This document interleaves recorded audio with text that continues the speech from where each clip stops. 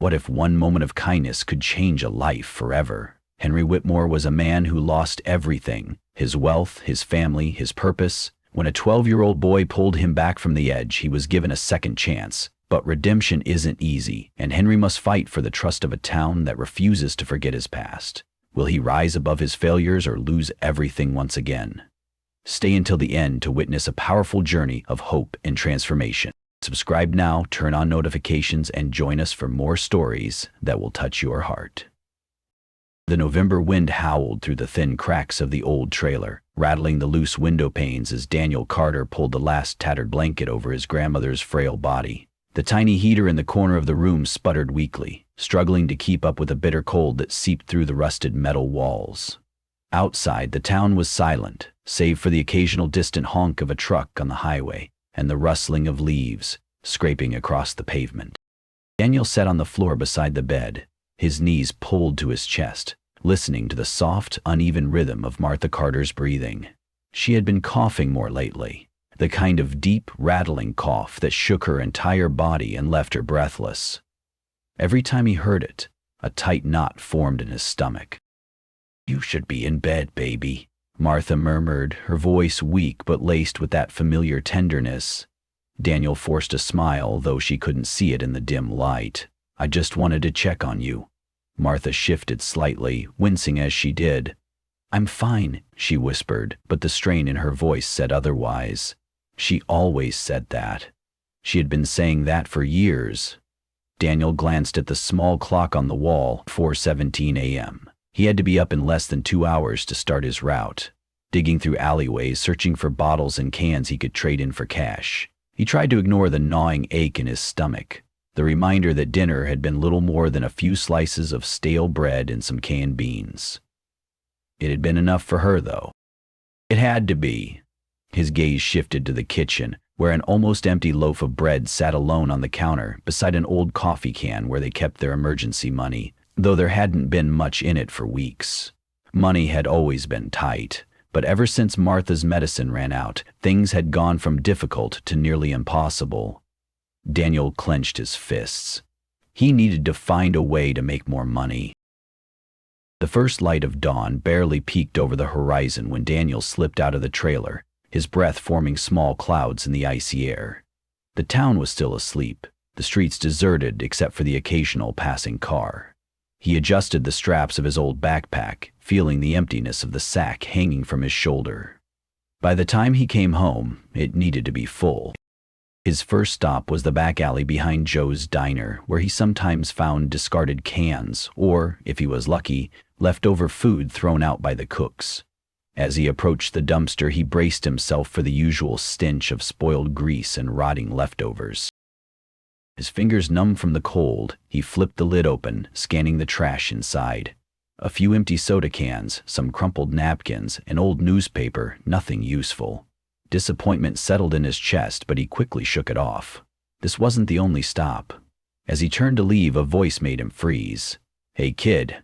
Daniel stiffened. He knew that voice. Slowly, he turned to see Rick Dawson, one of the local drunks, standing a few feet away, arms crossed, eyes narrowed. Rick was a big man, his jeans stained, his leather jacket worn and cracked at the sleeves. The town had known him as a mechanic once, before he lost his job, his house, and everything else to alcohol. Now, he spent most of his days lurking around town, looking for someone to push around. Daniel forced himself to stand his ground. "I'm just passing through," he said, his voice steady. Rick smirked. "Passing through my alley?" Daniel didn't respond. Rick stepped closer. "You got anything on you, kid?" Daniel shook his head. "Nothing." Rick's eyes flicked to the sack over Daniel's shoulder. "That's so." Before Daniel could react, Rick grabbed the sack and yanked it from his grip. "Hey!" So Daniel lunged forward, but Rick shoved him back, sending him stumbling into the alley wall. "Relax, kid," Rick said, rummaging through the sack. "Just making sure you're not holding out on me." Daniel's hands clenched into fists. There was nothing to take, but that didn't matter. Rick liked power. He liked to remind people that he could take whatever he wanted. After a few moments, Rick scoffed and threw the sack back at Daniel. "Pathetic." Daniel bit his tongue, refusing to let Rick see how angry he was. "You should stop wasting your time with this garbage," Rick muttered, lighting a cigarette. "Ain't no future in it." Daniel slung the sack back over his shoulder. "Better than ending up like you." Rick's eyes darkened, and for a second, Daniel thought he might swing at him, but then Rick let out a slow, bitter laugh. "Maybe." Daniel didn't wait for anything else. He turned and walked away, his heart still pounding in his chest. The rest of the morning wasn't much better. He made his way to the scrapyard, where he sometimes found loose metal pieces he could sell, but today he arrived too late. Other scavengers had already picked it clean. By the time he finished his route, his sack was barely half full. $5. Maybe $6 if he was lucky. His stomach twisted with frustration. It wasn't enough. It was never enough. As he walked home, his fingers gripped the straps of his backpack so tightly his knuckles ached. Something had to change. He couldn't keep living like this. Martha needed medicine. They needed food. And if he couldn't do more, then he was failing her. When he stepped inside the trailer, the warmth of the weak heater barely touched the chill in his skin. Martha was awake, sitting up in bed, a soft, tired smile on her face. "You're back." Daniel nodded, forcing himself to smile back. "What did you find today?" she asked. He pulled a few cans from his sack, setting them on the counter. "A few things. I'll take them to the center later." Martha's eyes flickered toward him, as if she saw through the lie. But she didn't press. Instead, she reached for his hand. Her fingers were cold. "You work too hard, baby," she murmured. "You shouldn't have to do this." Daniel swallowed the lump in his throat. He hated when she said that, because he didn't care how unfair it was. This was their life, and he was going to fix it. "I promised I'd take care of you," Daniel whispered. "And I will." Martha squeezed his hand, her frail fingers trembling slightly. "You've already given me more than I could ever ask for." Daniel looked at her, at the woman who had lost everything, and still managed to smile at him, like he was her entire world. And in that moment, he made another silent vow. He was going to find a way to make things better, no matter what it took. Because if he didn't, who would? Daniel's breath curled into the cold night air as he trudged along the railroad tracks, his sack slung over his shoulder, the weight of the day's failures pressing down on him. The November chill nipped at his fingers through his thin jacket, but he barely noticed. His mind was elsewhere, on his grandmother, on the empty shelves in the kitchen, on the $5 in his pocket that wouldn't even cover a decent meal. The candies were terribly dead on both prices. He dropped the candy on his desk once discussing it with Mom. He said, "Hey, don't put that shit in my shelves." Didn't even cut into the disgusting meal. It wasn't enough. It was never enough. The rhythmic crunch of his worn-out sneakers against the gravel filled the silence around him. The train tracks were his shortcut home, a path he had walked so many times he could have navigated it blindfolded. But tonight, something felt different. There was a heaviness in the air, an unfamiliar stillness that made his skin prickle. And then he heard it, a sound that didn't belong, a choked, muffled sob. Daniel froze, his heart hammering against his ribs. He turned his head, scanning the shadows along the tracks. A few yards ahead, just past the old railroad crossing sign, he spotted a man sitting on the edge of the rails, his head bowed, shoulders hunched in despair. Daniel hesitated. The rational part of him whispered, "Keep walking. This isn't your problem." But another part, the part that had spent years understanding the quiet pain of loneliness, the weight of regret, wouldn't let him move. Slowly, cautiously, Daniel stepped closer. "Sir?" His voice was small, uncertain. "Are you okay?" The man flinched but didn't answer. Daniel took another step. His boots scraped against the gravel, and at the sound, the man finally turned his head slightly, revealing a face that looked like it had seen 100 lifetimes of sorrow. His cheeks were hollow, his eyes sunken, and his expensive but tattered coat hung loosely over his thin frame. Daniel felt his stomach twist. because a part of his mind remembered hanking back. Daniel pushed on, struggling to find its lost filling memory. His expensive but tattered coat hung loosely over his thin frame. Daniel felt his stomach twist. He had seen desperation before, in the lines of his grandmother's face when she tried to hide her pain, in his own reflection when he lay awake at night, wondering how much longer they could survive like this. But this was something else. The glow of a distant train light flickered against the dark sky. Daniel's pulse spiked. He wasn't just sitting there. Daniel swallowed hard. His feet moved before his brain caught up. He hurried forward, closing the distance between them. "Sir?" he said, his voice firmer now. "You can't sit here. It's dangerous." The man let out a bitter laugh. "That's the idea, kid." Daniel's chest tightened.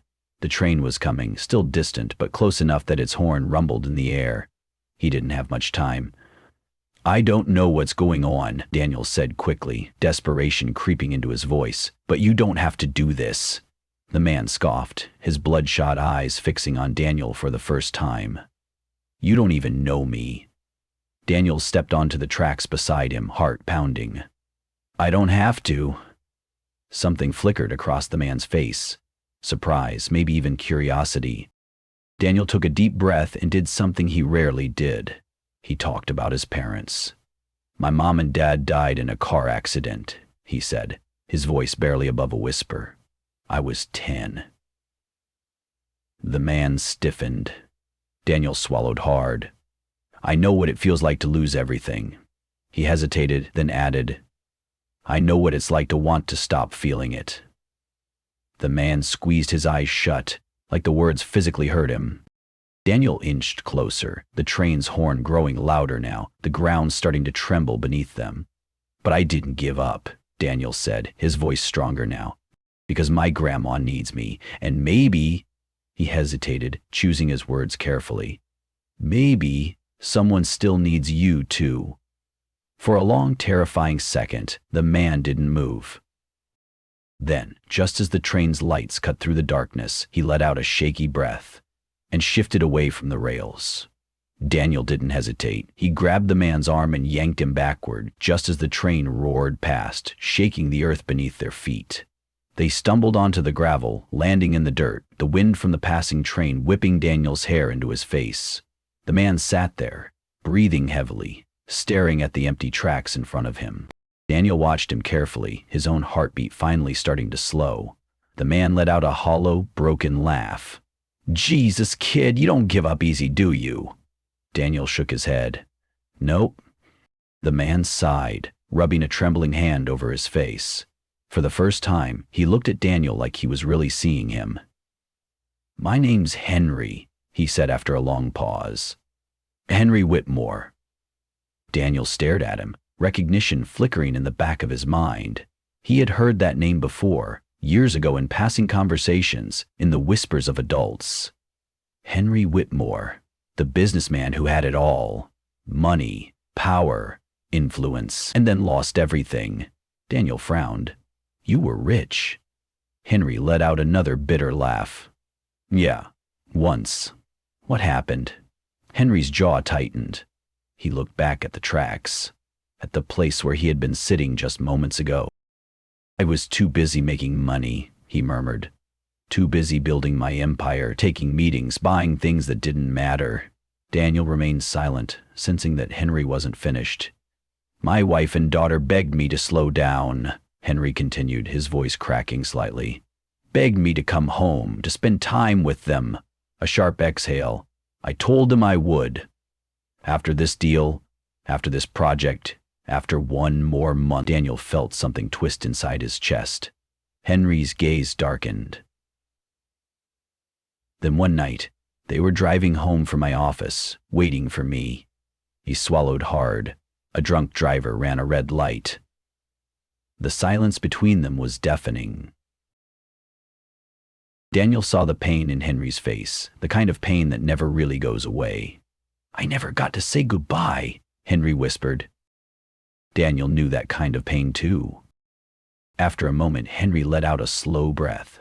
"I lost my business after that, lost my house, my money, but none of it mattered anymore." He gestured vaguely at himself. And now, here I am.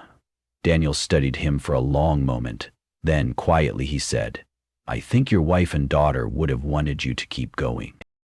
Henry flinched. Daniel stood up, brushing the dirt from his jeans. Come on. Henry blinked. Where? Daniel offered his hand. You don't have anywhere to go, right? Henry hesitated. Then, slowly, he reached out and took Daniel's hand. Daniel pulled him to his feet. They stood there for a moment, the cold wind whipping around them, two lost souls who had found each other on a night neither of them was supposed to survive. Daniel adjusted his sack and turned toward the road leading home. Henry followed, and just like that, two strangers became something more. Not quite family, not quite friends, but maybe, just maybe, two people who needed each other to survive. The cold still clung to Henry's skin as he followed Daniel down the quiet, dimly lit road. His mind still reeled from what had just happened, how close he had come to the end, how a 12-year-old boy had stopped him. It felt unreal, as if he were watching someone else's life from a distance. Yet here he was, taking one step after another, moving forward, however uncertainly. Daniel walked ahead with confidence despite the weight of the sack slung over his shoulder. The boy was small, thinner than he should have been, and yet Henry could already tell he carried burdens far heavier than a child ever should. Henry exhaled, shoving his trembling hands deep into his coat pockets. He had spent years avoiding people, avoiding responsibility, avoiding life. He had let guilt strip him of everything he once was. But now, he wasn't sure what came next. As if on a clock, with the next move, they disappeared. The trailer park sat on the far edge of town, nestled between an overgrown field and a rusting chain-link fence. The trailers were old and weathered, some with tarps covering leaks in the roofs, others with cinder blocks where tires should have been. It was a place forgotten by time, a place where people barely scraped by. Daniel led the way to the last trailer in the row, smaller than the rest. The porch light flickered dimly, casting long shadows across the cracked wooden steps. Henry hesitated at the entrance, suddenly feeling like an intruder. Daniel glanced back at him. You coming? Henry swallowed hard. You sure about this, kid? Daniel shrugged. You don't have anywhere else to go, do you? Henry didn't answer. The door creaked as Daniel pushed it open. Warmth greeted them, faint but welcome. A small space heater hummed in the corner, struggling to fight off the chill. The inside was cramped but clean. The walls lined with faded floral wallpaper. An old couch sat against the far wall, beside a tiny kitchen with mismatched cabinets and a small table that looked like it had been repaired more times than Henry could count. And then, there was her. Martha Carter. She sat propped up on a thin mattress near the window, a blanket draped over her fragile shoulders. Her hair was silver and soft, her face lined with the kind of wrinkles that came from a lifetime of worry and love. Her eyes, sharp and knowing, landed on Henry immediately. She wasn't afraid of him. She didn't even look surprised. Daniel, she murmured, her voice tired but steady. Who's your friend? Daniel set his sack down by the door and straightened up. This is Henry, he said simply. He needed help. Henry shifted uncomfortably, aware of how he must look. Dirty, tired, a man who had nothing to offer. Martha didn't move. She simply studied him, her gaze piercing right through him in a way that made him feel like she could see everything. His mistakes, his regrets, his brokenness. And yet she didn't turn him away. Instead, she nodded toward the couch. You look like you could use a place to sit. Henry hesitated, then finally lowered himself onto the couch. It had been so long since he'd been in a real home. Daniel disappeared into the kitchen, rummaging through the cabinets. A moment later, he emerged with 2 mugs of tea, steam curling from their surfaces. He handed one to Henry without a word, before settling onto the floor beside Martha's bed. Henry took the cup, the warmth seeping into his frozen fingers. He stared at it for a long moment before finally taking a sip. It wasn't much, but it was the best thing he had tasted in years. Martha's voice cut through the silence. What happened? Henry knew what she was really asking. He could have lied. He could have told her half-truths, vague answers that revealed nothing. But something about this place, this boy, this woman who was looking at him like he was still worth something, it cracked something inside him. So he told the truth. I had a family once, Henry said, his voice rough. A wife. A daughter. Martha said nothing, just listened. I worked too much, he admitted, his fingers tightening around the mug. I told myself I was doing it for them, that once I was successful enough, once I had built something big enough, I'd finally have time for them. The words burned his throat, but I waited too long, he exhaled shakily. They were in a car accident one night. I was supposed to meet them for dinner, but I got caught up in a meeting. By the time I finally looked at the clock, they were already gone. Silence settled over the room, heavy and unbreakable. Daniel was completely still, his gaze locked on Henry, his expression unreadable. Martha finally spoke, her voice soft but firm. And you never forgave yourself. Henry let out a bitter laugh. How could I? Martha shifted, sitting up a little straighter. Do you think they'd want this for you? Henry looked at her, his throat tightening. I don't know, he admitted. But I don't know how to do anything else anymore. Another long pause. Then Daniel spoke. I don't think you're supposed to know yet. Henry turned to him, surprised. What do you mean? Daniel met his gaze, unwavering. I don't think you're supposed to have all the answers right now. I think you just have to keep going until you figure it out. Something in Henry's chest twisted painfully. This kid who had lost just as much as he had, who had nothing and still fought every day to survive. Henry swallowed hard. Yeah, he murmured. Maybe. For the first time in years, the weight on his shoulders felt just a little bit lighter. Over the next few days, Henry stayed. He had told himself he would only be there for one night, just long enough to get warm, to rest. But then one night became 2, then 3, then a week. And slowly, things began to change. Henry fixed the leaky sink in the kitchen, found a way to patch the drafty window near Martha's bed. He cleared out the rusted gutters, patched up a hole in the roof. He started waking up early with Daniel, walking with him through town as he collected bottles and cans. And in return, Daniel taught him how to survive in a world that had forgotten him. How to stretch $1 until it felt like 10. How to find food where others wouldn't bother to look. How to keep pushing forward even when everything inside you begged you to stop. One afternoon, Henry stood in the small kitchen, rolling up his sleeves as he washed dishes. Martha sat at the table, watching him with quiet amusement. Never thought I'd see the day when Henry Whitmore was doing dishes in my kitchen. Henry smirked, rinsing a plate. Neither did I. She leaned back in her chair, nodding slightly. It's good for you. Henry dried his hands on a towel. What is? Working with your hands, she said.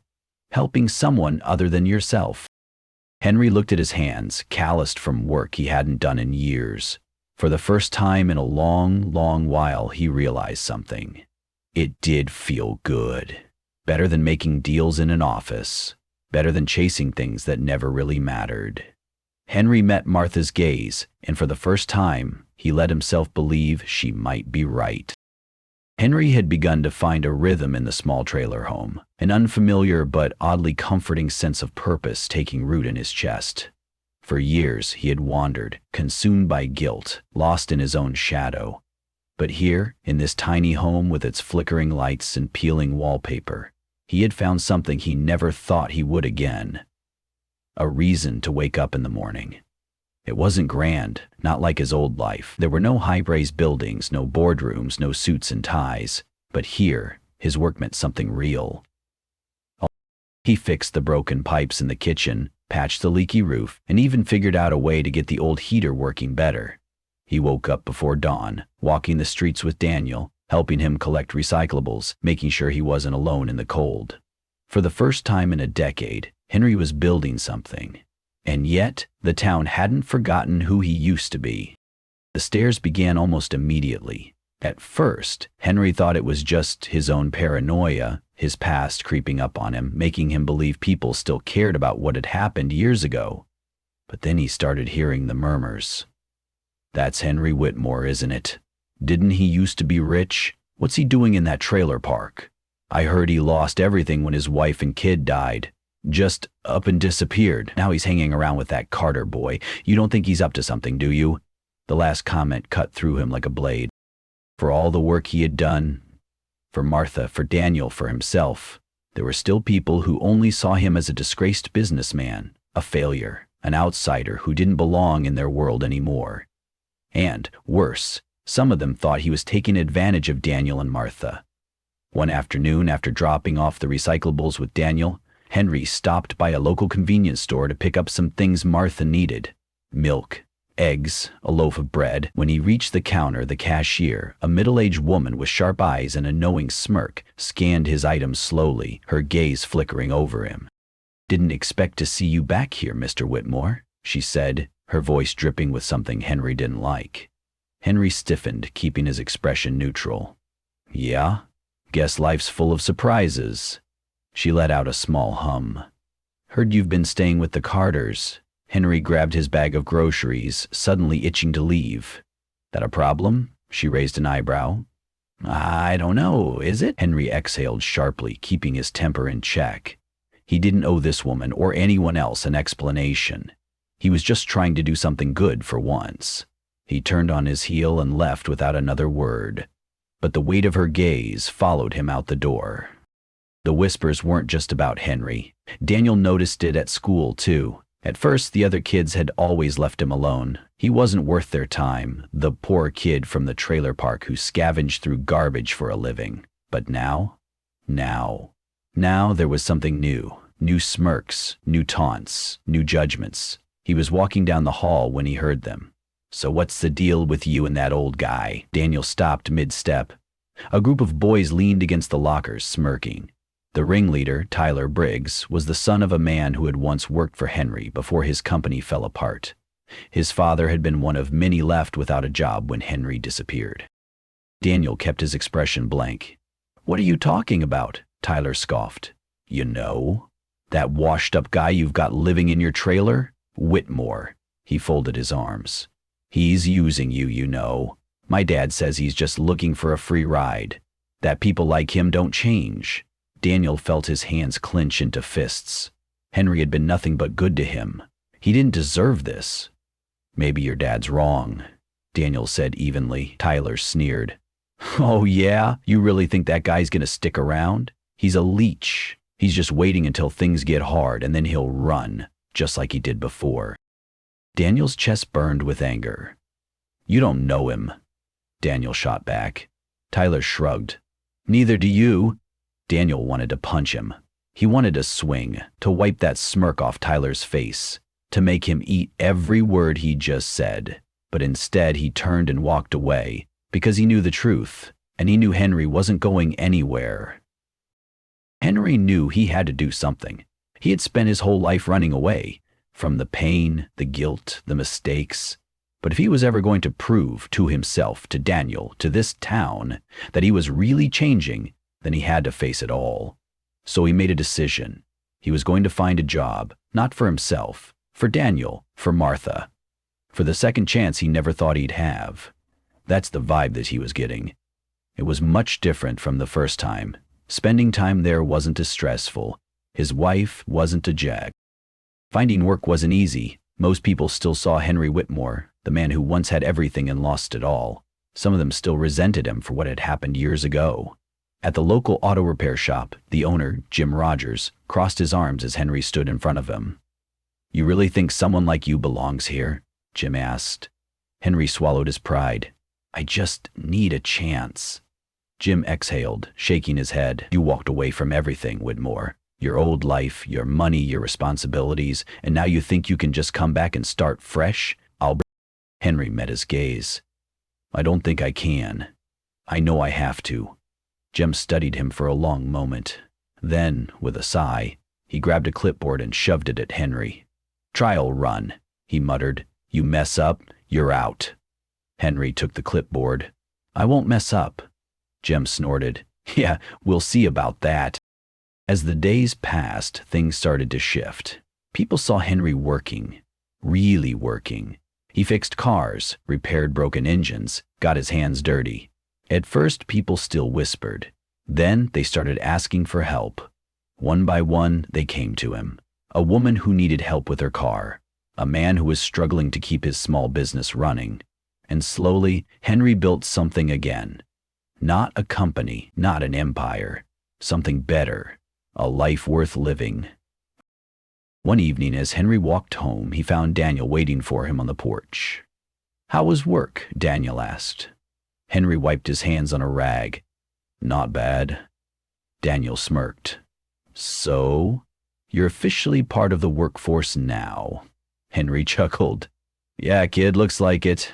Daniel leaned back, staring up at the sky. "You know, people are talking less now." Henry raised an eyebrow. "That's so?" Daniel nodded. "Yeah. I think they're starting to believe you." Henry felt something shift in his chest. For the first time in years, he wasn't just surviving. He was earning his place in the world again. And this time, he wasn't going to lose it. Henry never thought he would feel this kind of exhaustion again. The kind that settled into his bones, that made his muscles ache in a way that felt earned.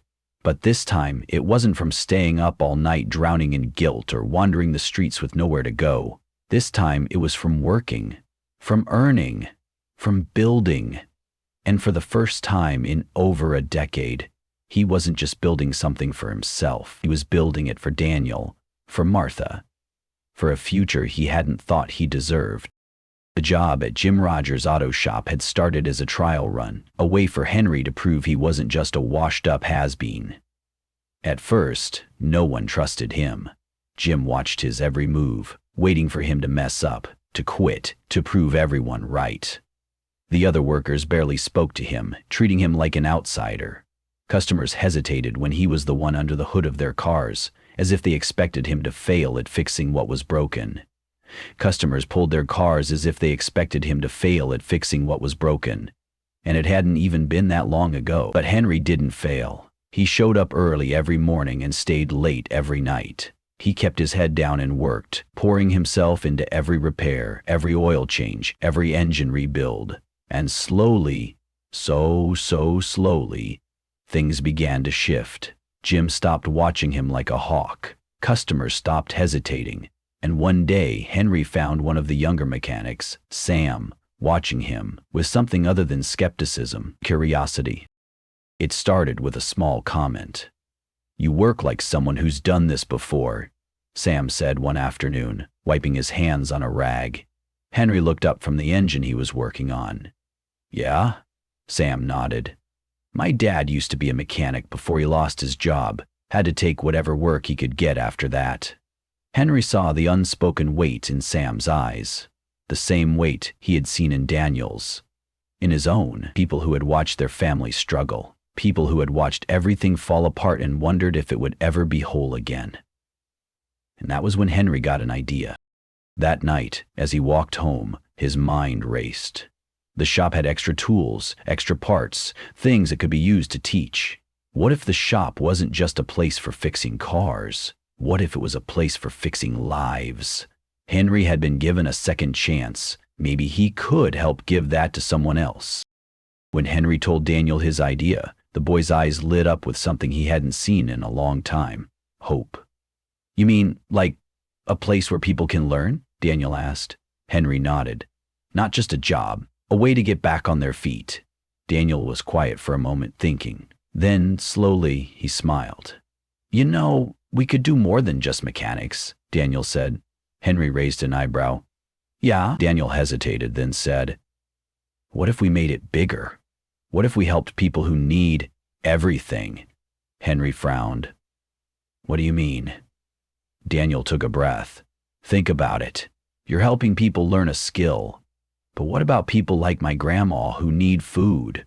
What about families who just need someone to give them a chance?" Henry stared at him, because the kid was right. It wasn't just about jobs. It was about people who had been written off. People like Henry. People like Daniel and Martha. People who had been left behind but still had something to give. And in that moment, Henry realized This wasn't just about him anymore. This was about all of them. Of course, wanting to help people and actually making it happen were two very different things. Henry knew that better than anyone. He had been a businessman once. He knew that people didn't just give away opportunities. You had to fight for them, prove them, earn them. So that's exactly what he and Daniel did. They started small. Daniel convinced Jim to let them use the garage on Sundays when the shop was closed, to teach basic mechanics to anyone who wanted to learn. At first, only Sam showed up. Then one more person came, then another, then two more. By the end of the month, there were 5 people coming regularly. 5 people who had never had the chance to learn a trade, who had never had anyone believe in them before. And Henry realized something else. They weren't just learning how to fix cars. They were learning how to fix their futures. The real shift happened one night in the trailer when Martha, who had been listening quietly to everything Henry and Daniel had been working on, spoke up. "You know," she said, adjusting the blanket around her shoulders, "this town used to take care of its own." Henry looked at her. "Yeah?" Martha nodded. "Back when the factory was still open, no one went hungry. If someone needed help, they got it. We didn't need a fancy program or government aid. We had each other." She took a slow breath, then looked at Henry. "You're bringing that back." Henry felt his throat tighten, because that was all he had ever wanted. To make up for what he had lost, to give back what he had taken, to be something more than his mistakes. It wasn't just about mechanics anymore. With Martha's encouragement, Henry and Daniel expanded their efforts. They partnered with a small grocery store, convincing the owner to donate food that would otherwise go to waste. They found an old warehouse that wasn't being used and turned it into a small community space. They started helping people apply for jobs, find places to stay, get access to medical care. And slowly, so slowly, the town started to believe in them. People who had once whispered behind Henry's back now came forward, offering donations, support, time. And Henry finally understood what it meant to build something that truly mattered. One evening, as Henry and Daniel walked through town, watching people gather at the community space, watching kids laugh, watching people who had been struggling finally get a hand up instead of a hand out, Daniel looked up at him and said, "You did this." Henry swallowed, looking around, and for the first time in years, he didn't feel like a failure. He didn't feel like a man who had lost everything. He felt like a man who had built something worth keeping, and maybe, just maybe, that was enough. For the first time in years, Henry Whitmore had something to lose again. The past few months had transformed him, from a man who had been ready to give up to someone who fought every day to prove he was worthy of this second chance. The once forgotten mechanic shop was now a place of hope, a place where people who had been written off by society found a chance to rebuild. The community center, which had started as nothing more than an idea between him and Daniel, was becoming a beacon for those in need. It was working. He was working. But life had a way of testing people, just when they thought they had found solid ground. It started with Martha. She had been getting weaker. Henry had noticed it, though she pretended nothing was wrong. The way she moved slower, how she gripped onto the counter a little longer when she stood up, the deepening lines of exhaustion on her face. She still smiled, still gave her wisdom, still believed in them. But Henry could see it in her eyes. She was running out of time. One evening, as he returned to the trailer after a long day at the shop, he found Daniel sitting outside on the steps, his hands clenched into fists. His head was bowed, his whole body tense in a way that made Henry's stomach drop. "What happened?" Henry asked, his voice low.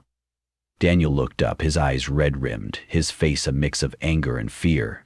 "The doctor came by today," he muttered. "Grandma's worse than she's letting on." Henry's heart clenched. He had known. Of course he had known, but hearing it out loud still felt like someone had just knocked the air from his lungs. Daniel stood abruptly, kicking at the dirt beneath his feet. She knew. She knew she was getting worse and didn't tell me. His voice cracked. "She's all I have left, Henry. What am I supposed to do?" Henry felt something deep in his chest pull tight. He knew this fear. He had lived it before. Losing people, the people who were the only reason you kept going. It was the kind of pain that never really left you. He had spent years drowning in it, letting it eat away at him, letting it push him into the abyss. He couldn't let Daniel do the same. "You're going to keep going," Henry said firmly. "No matter what happens, you don't stop." Daniel scoffed bitterly. "That's easy for you to say." Henry stepped closer, his voice unwavering. "No, it's not," he swallowed. "I gave up once. I let my grief destroy me. And if I could take it all back, if I could go back and fight through it, I would." He put a hand on Daniel's shoulder, gripping it tightly. "You don't quit, Daniel. Not now. Not ever." Daniel's breathing was heavy, his whole body trembling, and then, slowly, he nodded. "Okay," he whispered. But Henry knew that the hardest part was still ahead. The next few weeks were a blur of hospital visits, whispered conversations, and quiet moments filled with unspoken goodbyes. Martha, ever the fighter, never once complained about the pain. Instead, she gave Henry and Daniel her final lessons, her last pieces of advice, her love wrapped in soft smiles and warm hand squeezes. One night, as Henry sat by her bedside, she looked at him with those knowing eyes of hers and said, "You were meant to be here." Henry frowned. "What do you mean?" Martha exhaled slowly. "With us, with Daniel. This was always where you were supposed to be." He shook his head. "I don't know about that." She smiled. "I do." Henry looked away, his throat tight. "I wish I had gotten here sooner." Martha squeezed his hand. "You got here when you were supposed to." A lump formed in Henry's throat, but he nodded. Martha passed away 3 days later. The funeral was small, held in the backyard of the trailer she had called home for decades. The whole town came, the same people who had once whispered about Henry behind his back, the same people who had doubted him, the same people who had once dismissed Daniel as nothing more than a poor kid from the trailer park. But things had changed. Because of Martha, because of Daniel, because of what they had built together. Daniel stood beside Henry during the service, his face pale and unreadable.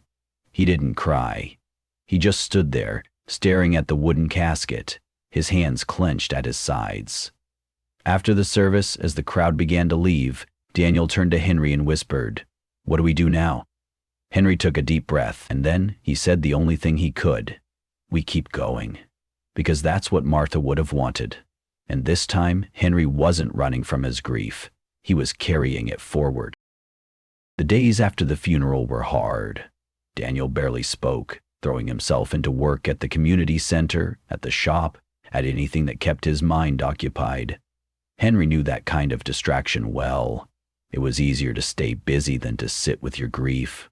But grief had a way of demanding to be felt. One night, Henry found Daniel sitting outside, staring at the sky. He didn't say anything at first, just sat down next to him, letting the silence settle between them. Finally, Daniel spoke. "I don't know how to do this without her." Henry stared ahead, the weight of those words pressing against him.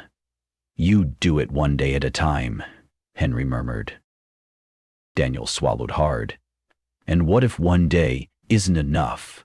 Henry turned to him. "Then you take another." For a long moment, Daniel didn't respond. Then, slowly, he nodded. And Henry knew that, somehow, they were going to be okay. The community center became their legacy to Martha. The shop's training program grew, offering more opportunities to those in need. People who had once been lost, people like Henry, people like Daniel, found purpose within those walls. And Henry? For the first time since he lost his wife and daughter, he wasn't just existing, he was living. One night, as he locked up the shop, he found Daniel waiting for him outside. "I've been thinking," Daniel said. "Maybe we should name the center after Grandma." Henry smiled. "I think she'd like that," he said. Daniel nodded. "Yeah, I think so too." Henry looked up at the stars, feeling something settle in his chest. Not the crushing weight of guilt, not the emptiness that had followed him for years. Something lighter, something like peace. He had lost everything once, but now he had found something worth holding on to, and this time, he wasn't letting go. The seasons changed. Winter melted into spring, and with it came the slow, steady rebuilding of life. The pain of losing Martha never fully faded. Grief never truly disappears. But it became something else, something softer. It settled into the corners of their lives, appearing in the quiet moments when Daniel reached for a coffee cup that wasn't there anymore, or when Henry caught himself expecting to hear her voice in the morning, but they kept moving forward, because that's what Martha would have wanted. The community center, now officially named the Carter Foundation, became more than just a place for people to learn new skills or find a warm meal.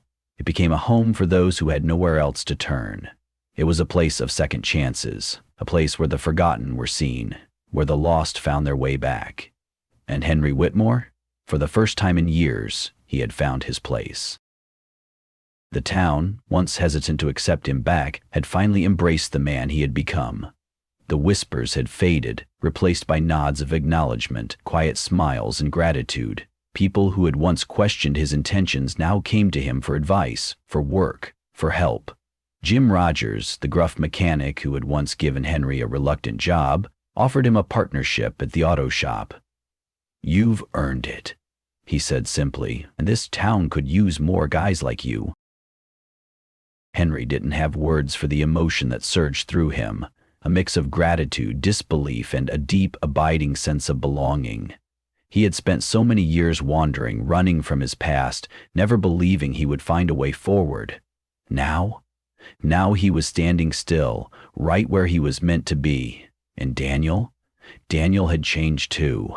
The boy who had once walked the streets collecting bottles and cans, desperately trying to keep his grandmother alive, now stood at the center of something bigger than himself. He wasn't just surviving anymore, he was thriving. He spent his days mentoring kids at the center, teaching them what Marta had taught him, how to fight, how to survive, how to never give up. But most importantly, he had hope, real, unshakable hope. One afternoon, Henry sat outside the shop, enjoying the rare warmth of an early summer breeze. Daniel sat beside him, his gaze distant, thoughtful. "I got offered a scholarship," Daniel said suddenly. Henry blinked. "What?" Daniel glanced at him, a small, hesitant smile playing at his lips. "For college. A professor from the city came to the center last week. Said he saw something in me, that I should apply." Henry felt his heart stop for a moment. Daniel was meant for more than this town, more than these streets. He had always known that. But the thought of him leaving, of losing the kid who had unknowingly saved him that night on the train tracks, it was harder than Henry had expected. "You're gonna go, right?" Henry asked, keeping his voice even. Daniel shrugged, staring at the ground. "I don't know. The center needs me." Henry let out a low chuckle. "The center will be fine, kid." Daniel exhaled. "Yeah, but—" He paused. "I don't know if I'm ready." Henry turned to him, his expression serious. "You remember what I told you that night?" Daniel frowned. "Which night?" "The night your grandma passed," Henry said softly. "You asked me what we do now." Daniel swallowed. "And you said, we keep going." Henry nodded. "That hasn't changed." A long silence stretched between them. Then, Daniel finally let out a breath, nodding slowly. "Yeah," he murmured. "Okay." Henry smiled, clapping a hand on his shoulder. "You'll do great, kid." Daniel smirked. "I learned from the best." The day Daniel left for college, the town gathered at the center, sending him off with hugs, laughter, and well wishes. Henry stood near the back, watching as the boy he had come to see as a son prepared to step into the next chapter of his life. Daniel found him before he left, his duffel bag slung over his shoulder. "You gonna be okay without me?" Henry scoffed. "Please, you're not that special." Daniel laughed, shaking his head. "Liar," Henry smirked. "Go make something of yourself, Carter." Daniel nodded. Then, after a moment, he threw his arms around Henry in a quick but tight embrace. "Thank you," he whispered. Henry swallowed hard. He didn't trust himself to speak. So he just nodded, and with that, Daniel was gone. Henry stayed. Because this town, this center, this was his home now. Years ago, he had lost everything: his family, his business, his purpose. But now, he had rebuilt. Not the same life, not the same success. Something better, something real. One evening, as he locked up the shop, he caught sight of a young man standing by the community center doors, hesitant, lost. Henry knew that look. He had worn it once, so he walked over, hands in his pockets, and said the same thing that had once been said to him. "You coming?" The young man looked up, surprised. "What?" Henry nodded toward the doors. "Inside. You look like you could use a second chance." The young man hesitated. Then, slowly, he nodded, and Henry just smiled. Because, in the end, this was what he was always meant to do. Dear listeners, what you've just heard isn't just a story. It's a testament to resilience, redemption, and the power of second chances. Henry Whitmore's journey from a man drowning in his past to someone who found purpose in rebuilding his life and helping others is one that should inspire all of us. But now, I turn to you. What would you do if you were in Henry's shoes? Would you continue expanding the community center, helping more people who were forgotten by the world? Would you reach out to Daniel, ensuring he never feels alone in his new chapter? Or perhaps you think Henry should finally allow himself to pursue a personal life beyond just giving to others. More importantly, if you were in this town, would you have given Henry a second chance? Would you have believed in him when no one else did? Henry has come so far, but his story isn't over yet. What's next for him? Should he take his work beyond this small town, bringing his vision to struggling communities elsewhere?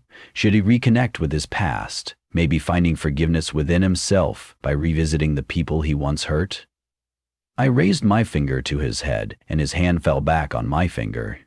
If he wanted my opinion, he should have taken Henry aside at the town hall. Or should he focus on what he's built here, ensuring the next generation, people like Daniel, have everything they need to succeed? We want to hear from you. Tell us, what would you do in Henry's position? What advice would you give him? Drop a comment below and be part of this journey. Your thoughts matter, your perspective matters, and your voice is part of the story. If Henry's transformation touched you, if Daniel's strength inspired you, if Martha's wisdom reminded you of someone in your own life, let us know. And if you believe in the message of this story, the idea that no one is beyond redemption, that every person deserves a second chance, share this with someone who needs to hear it. Because at the end of the day, this story isn't just Henry's. It belongs to all of us. So tell us, what's next for Henry Whitmore? We're listening.